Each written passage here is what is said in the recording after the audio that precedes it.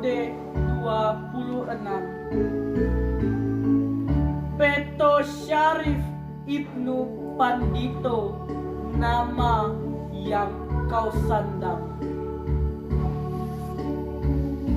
Dengan pasukan pemberani berjuang hanya dengan menggunakan bambu runcing sebagai senapan melawan penjajah.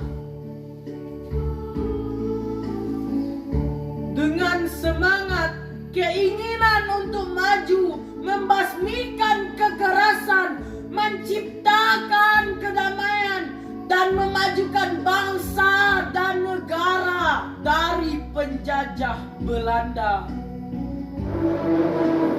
Pahlawanku, kau kibarkan benderamu, semangatmu, dan keinginanmu tanpa memikirkan akan nyawamu yang terenggut. Tanpa pengorbananmu, belum tentu kami bisa menghirup udara segar seperti saat ini.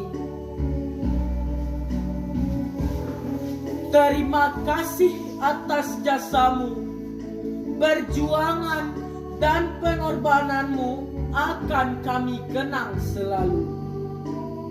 Dan namamu akan selalu di hati kami. Bonjol, 29 Juli 2021.